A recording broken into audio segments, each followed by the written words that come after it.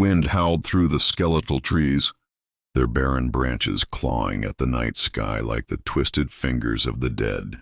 The road stretched endlessly before them, swallowed by darkness, the headlights barely penetrating the abyss ahead. The car's engine hummed a low, nervous tune, but it did little to ease the growing unease creeping along the back of their necks. They weren't alone. Something lingered just beyond the reach of the dim light, shifting in the void between reality and nightmare. A sign flashed by, its words warped by time and neglect. It hadn't been there before. The paint was fresh, too fresh, as if someone or something had placed it there just for them. The engine sputtered. The radio crackled, shifting through stations on its own, whispering things in languages they had never heard. The voices overlapped, merging into a single guttural sound. Then silence. The car lurched as if something massive had just shifted in the back seat. But when they turned, nothing was there. The trees grew closer, their shadows reaching across the road like hungry arms. A figure stood at the edge of the darkness, motionless. No features, no movement, just a hollow void where a face should be. Then, without warning, it took a step forward. The road beneath them seemed to stretch, elongating impossibly, the horizon twisting into something unrecognizable. The car refused to accelerate, the pedal useless underfoot. The figure took another step, and another, and then it was running. A child's laughter erupted from nowhere, shrill and piercing, crawling beneath their skin like a whisper against the bone. But there were no children here. The air grew thick, suffocating, pressing against their lungs. The laughter became a wail, then a scream. The trees shook, the branches snapping, something unseen tearing through them with impossible speed. The headlights flickered. The figure was gone. The scent of decay seeped into the car, thick and cloying. A shadow stretched across the road, too elongated, too fluid, moving like something that didn't belong in this world. The steering wheel jerked violently on its own, pulling them toward the darkness beyond the road's edge. Hands, cold, wet hands, grasped at their wrists from the void. The air turned to ice, breath fogging the windshield despite the suffocating heat in their chest. Then a whisper so close it tickled their ear. Turn back. The road beneath them cracked, splitting like the brittle bones of something ancient. The tires groaned against the strain, the vehicle trembling as if resisting some unseen force. The headlights flickered again. The radio buzzed back to life. But now it was a voice, low, broken, something that had been human once but wasn't anymore. "It's too late," it rasped. The forest pulsed, the trees breathing, inhaling and exhaling in time with something unseen, something alive. Faces formed in the bark, their hollow eyes dripping with something black, mouths moving in silent screams. The road had vanished beneath them, replaced by a writhing mass of limbs and bones. And then they felt it, a hand on their shoulder, fingers digging into flesh, cold as the grave. The car lurched to a stop, the engine dead. Silence engulfed them, absolute and hungry. They couldn't move. The figure stood just outside the window now, closer than before. Its face was still empty, but it was smiling. Not with a mouth, but with its entire being. The shadows bending, grinning, consuming. The whisper came again, no longer a suggestion, but a demand. "Let me in." The last thing they saw before the darkness took them was the road behind them, stretching endlessly, filled with figures just like the first, all standing, all waiting. And then the screaming began. The air was thick with the scent of rotting wood and damp earth, the kind of smell that clung to the inside of your nose long after you'd left. The cabin in the woods had been abandoned for years, swallowed by time and decay. But tonight it wasn't empty. The candles flickered in the corners, their flames trembling as if in fear. The old wooden floor groaned under unseen footsteps, and something breathed in the darkness, watching, waiting. The walls exhaled with each passing second, the sound of wood shifting against itself, a whispered warning that the house was alive.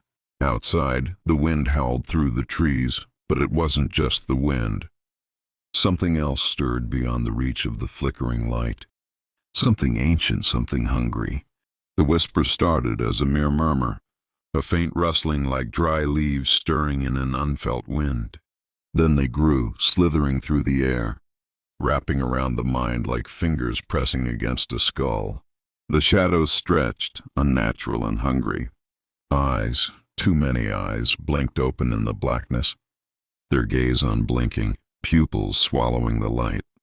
The whispers turned into voices, hissing secrets in tongues not meant for human ears.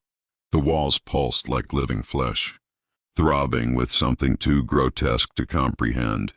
The voices seeped into the marrow, crawling through veins like venom, turning thoughts into echoes of despair. Faces formed in the shadows, shifting and melting, their mouths moving in silent screams. The air grew dense, pressing against the lungs, making it hard to breathe. She stood in front of the cracked mirror, breath fogging the glass.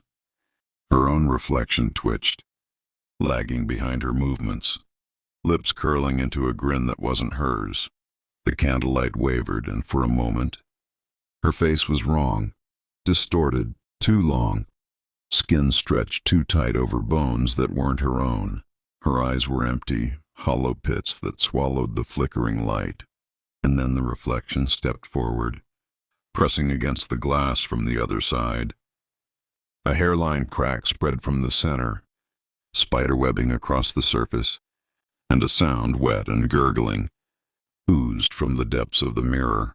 Her reflection's fingers curled, nails blackened and sharp, pressing against the glass, pushing, until the surface gave way with a sickening snap.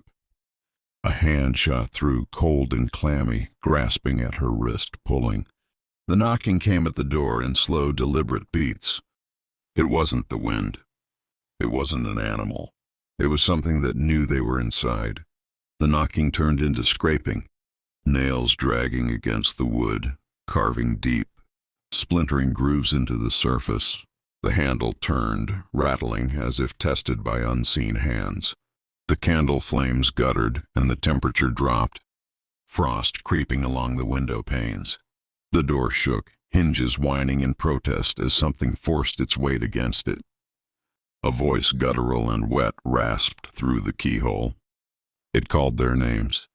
The breath behind the voice was thick, like something struggling against a throat not meant for speech.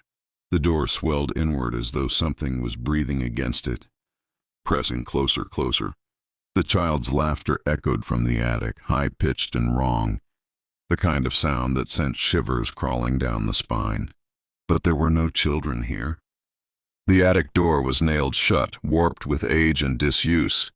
Yet the giggles continued, closer now, as if something had crawled down the walls, its fingers scraping against the wood. A shadow moved in the corner, small and hunched, its limbs too long, its eyes glinting like wet stones in the dark. And then it spoke in a voice that wasn't a child's at all. It was deep, rasping, mocking. The sound of tiny feet scuttled across the ceiling, rapid, unnatural. The attic door rattled, the nails screeching as if forced from the wood by unseen hands. The smell of decay grew stronger, seeping from the walls. Something dripped from the ceiling, thick and black, landing in slow, viscous drops. It wasn't water. The floorboards creaked, bowing under an unseen weight. Footsteps sounded, impossibly close, though no one moved. The shadows deepened, pooling at their feet like ink, swallowing the light. A breath, ice-cold and putrid, brushed against the back of their necks. A whisper, almost gentle, slid into their ears. Run. The walls seemed to pulse, inhaling and exhaling, the air growing thick with something unseen, something hungry. The drops from the ceiling formed patterns, symbols etched in darkness, shifting with each blink of the eye. The phone rang, a shrill, jarring sound in the suffocating silence. But when the receiver was lifted, there was nothing but static. a hollow emptiness that vibrated against the eardrum, and then the static shifted, forming words, a voice barely more than a rasp. "I see you." The line went dead. The lights flickered, buzzed, then went out entirely, plunging the room into an all-consuming blackness. The whisper came again, but this time it was right behind them. Fingers brushed against their skin, feather light but ice cold. The phone dropped from numb fingers, its dial tone warping into a distorted wail. A breath, warm and rancid, kissed the back of their neck. The figures stood at the edge of the clearing, barely visible in the moonlight. They didn't move, didn't speak. Their faces were blank, featureless voids of shadow. The trees around them bent unnaturally, their twisted limbs stretching toward the sky like skeletal fingers. The air was thick, suffocating, pressing against the lungs like wet cloth. And then all at once the figures took a step forward.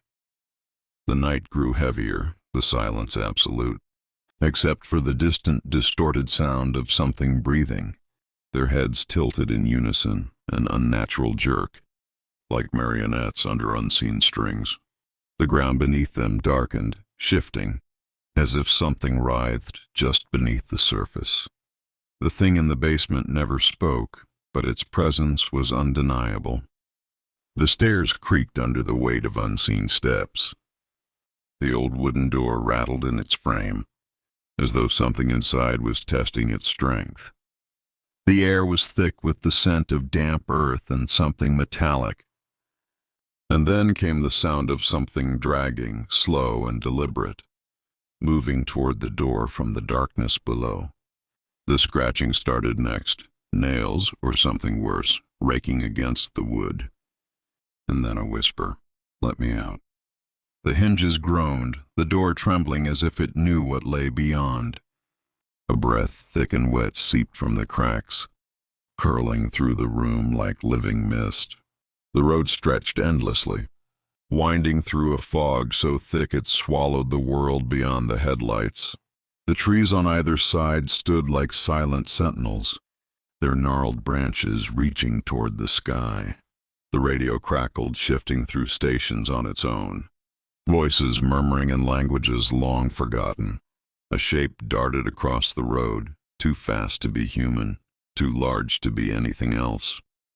The car sputtered, headlights dimming. The air inside grew heavy, pressing down, suffocating. And then from the back seat came the sound of breathing that wasn't theirs. The rearview mirror reflected something moving in the dark, something that shouldn't have been there. The air turned thick, charged with a presence unseen but felt in the marrow of their bones. The hollow ones. The town of Blackvale had a rule after sundown: never look too long at the reflections in the mirrors. It started with the disappearances, first pets, then children vanishing without a sound. The only clue ever found was their faces, pale and screaming, glimpsed for just a second in the glass before the mirrors went dark again. The worst was the old barber shop on Elm Street. Its cracked mirror had been there since the 1920s, and people swore that sometimes, if you stared too long, your reflection would lag just a fraction of a second behind, its smile widening a little too far, its eyes a little too black. The barber, old man Haskins, swore he never saw a thing, but then again, he never looked in the mirrors anymore. Not after what happened to his son.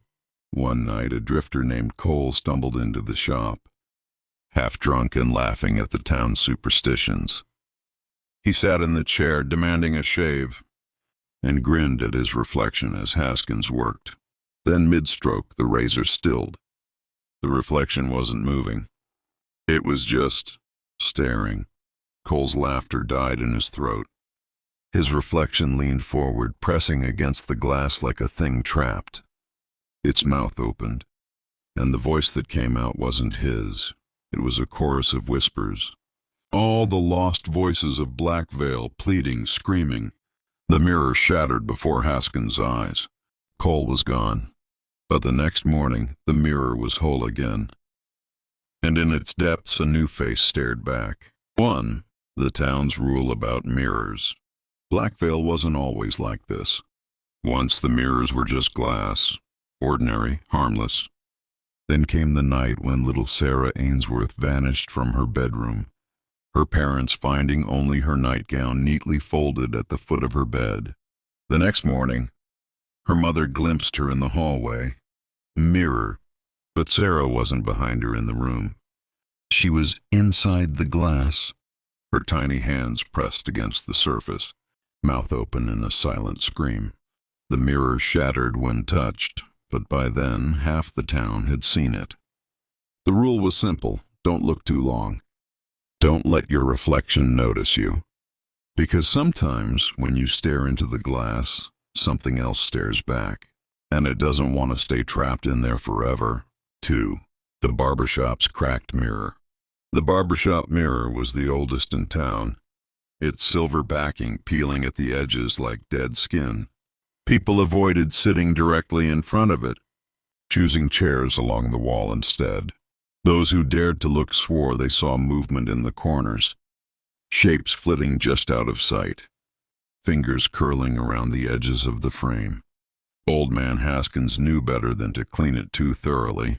Once he wiped away the grime too eagerly, and for one terrible moment, the glass cleared, revealing not his own face, but a hollow-eyed thing wearing his skin, its mouth sewn shut with black thread. He never touched the mirror again. 3. The reflections that don't match. It starts small, a blink that doesn't sync, a smile that lingers a second too long. Then the reflections begin to move on their own, tilting their heads, raising a hand to press against the glass. The worst is when they speak. The words are always wrong, hissed through teeth that don't belong to them. "Let me out," they beg. It's so dark in here. The townsfolk smash the mirrors, but it doesn't matter. The glass always reforms by morning, and the reflections never forget. 4. The drifter who didn't believe. Cole was the kind of man who laughed at ghost stories. He'd heard the whispers about Blackvale, the warnings about the mirrors, and he'd scoffed.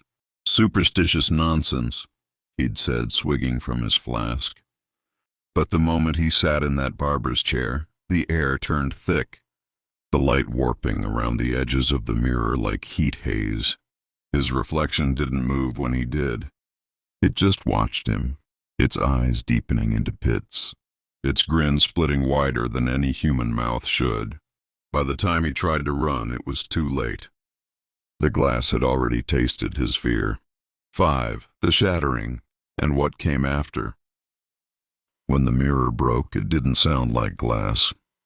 It sounded like a scream, high and endless, as if something had been waiting behind the surface for decades, finally set free.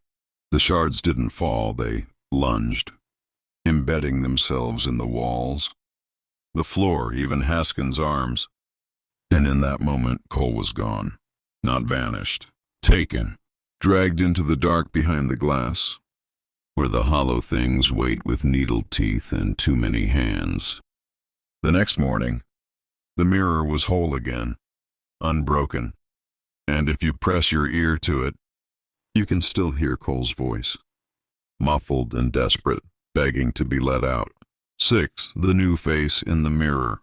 The townsfolk avoid the barber shop now, but sometimes late at night the light still flickers inside, and if you're foolish enough to peer through the window, you'll see it, the mirror gleaming in the dim glow, and in its depths a figure standing where no one should be. Its face is familiar but wrong, stretched and malformed, its eyes black holes. It doesn't move. It doesn't blink. It just watches, waiting for the next person to sit in the chair, waiting for the next reflection to steal, because the hollow ones are always hungry, and the glass is so very, very thin.